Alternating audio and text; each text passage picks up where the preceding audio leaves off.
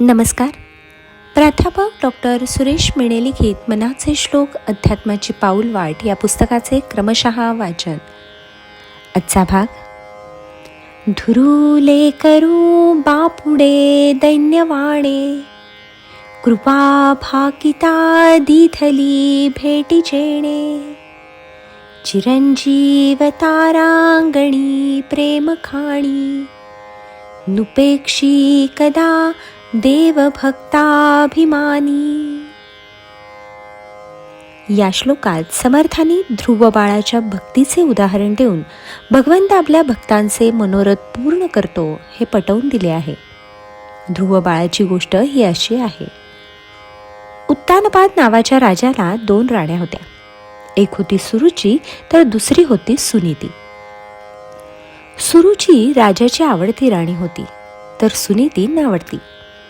सुरुची राणी सुनीतीचा द्वेष करीत असे. सुनीतीला एक पुत्र होता, त्याचे नाव होतं ध्रुव.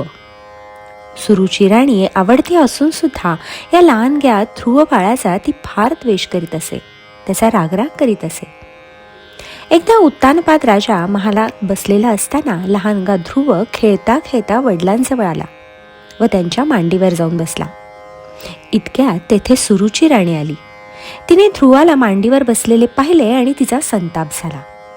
रागाच्या भरात तिने ध्रुव बाळाला राजाच्या मांडीवरून खाली ओढले आणि कडाडली, येथे बसण्याचा तुझा हक्क नाही, जा चालता हो इथून. ध्रुव बिचारा हिरमुसला व रडत रडत आई सुनीतीकडे गेला. त्याने घडलेली हकीकत आईला सांगितली. आई म्हणाली, बाळा, आपण राजाचे नावडते आहोत, म्हणूनच तुला सुरुचीने उठवून दिले. आपण मागील जन्मी केलेले पुण्य निश्चितच कमी पडले असले पाहिजे, म्हणूनच तर आपल्या वाट्याला हे भोग आलेले आहेत. ध्रुव मानी होता. तो म्हणाला, आई काळजी करू नकोस, मी भगवंताची भक्ती करून असे स्थान मिळवेन की जेथून मला कोणीही उठवणार नाही. लहानगा ध्रुव रानात गेला. त्याला नारद मुनींनी दर्शन दिले व त्यांनीच त्याला भक्ती मार्गाचा बोध दिला.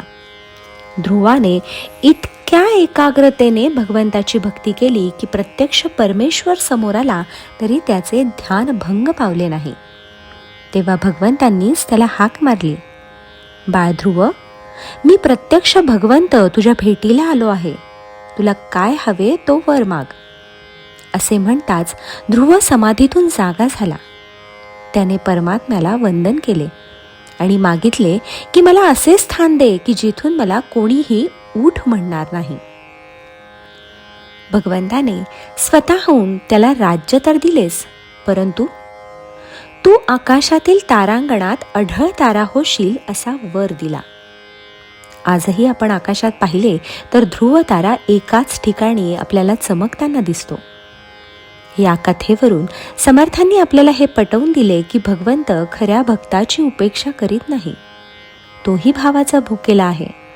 एकदा का आपण त्याला शरण गेलो तर तो आपले रक्षण करतो, आपला उद्धार करतो.